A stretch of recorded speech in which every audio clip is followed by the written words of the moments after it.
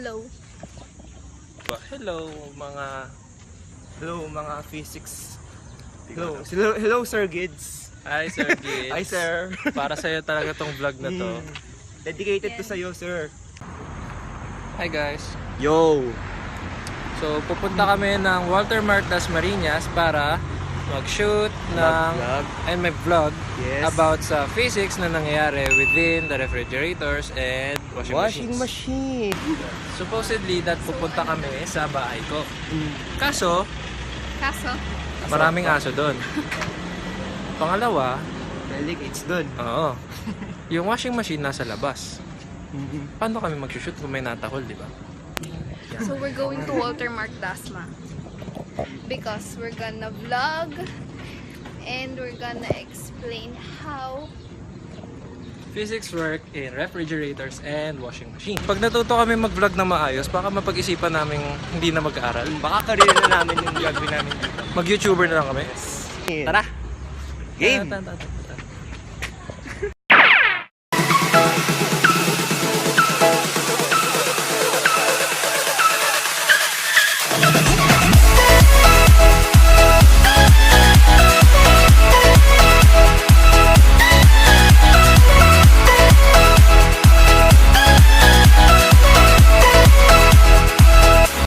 So ayun, nakarating na kami ng Walter Martas Marinas. Dito na kami.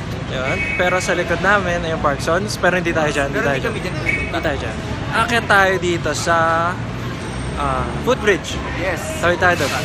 Yung kagrupo namin na medyo nauna na yata. Wala na. Hindi namin nakita kung nasan sila. Nawala siya bigla. Ayun. So akit na kami. Yes.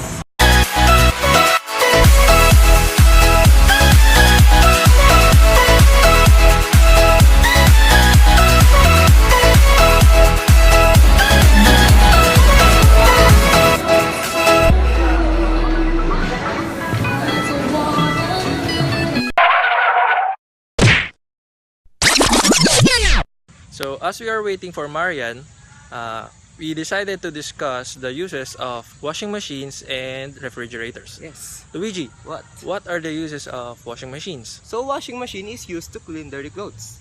It serves as a two-in-one purpose, not only in cleaning but also in drying. It uses detergent and water to clean dirty clothes, along with its spinner that acts as a centrifuge to fasten its work. It also helps save time and energy done by manual cleaning of clothes and sun drying of clothes. So, how about the refrigerator? What's its used for? Refrigerators are used to store perishable goods like food and drinks to extend their shelf life.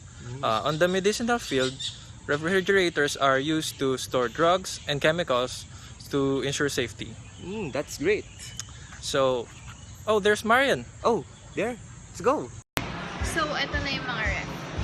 Okay, tingin naman dito, Neri. So yun. A refrigerator is an example of a cooling system. The purpose of any cooling system is to transfer thermal energy in order to keep things cool. A refrigerator transfers thermal energy from the cool air inside the refrigerator to the warm air in the kitchen. If you've ever noticed how warm the back of a running refrigerator gets, then you know that it releases a lot of thermal energy into the room. But more, thermal energy always moves from a warmer area to a cooler area.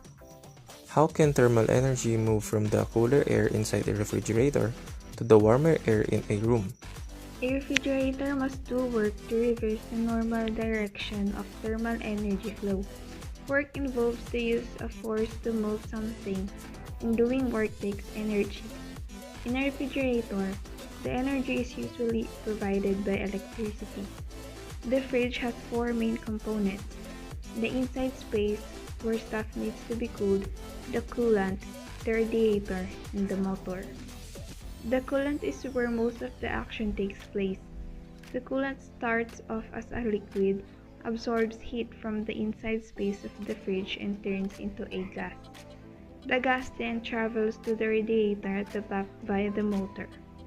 The motor compresses the gas, turning it back into a liquid, causing the coolant to give off heat, which is transferred to the environment by the radiator. The coolant liquid then starts the cycle again. So So, washing machine.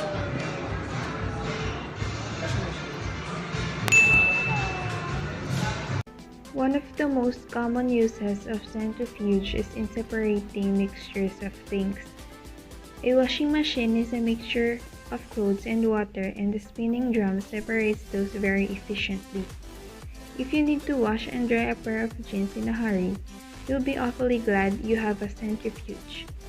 That's what your clothes washer becomes when it spins when laundry at high speed to remove the water. A centrifuge is simply a machine that spins around to make a large and useful force. Mar, what is a centrifuge? Hold something heavy in one hand and whirl your arm around your head. Feel a force that seems to be pulling your shoulder out of its socket? That's the principle of the centrifuge at work, and you can look at it from two different angles. Right, we're done. We're going home. Joke. We're going home. Alright naman. So we're going home. Yes. We're going home. Because we've done our Sana part. magustuhan nyo to sir, pinaghirapan po namin to. We're going home. Bye! Bye!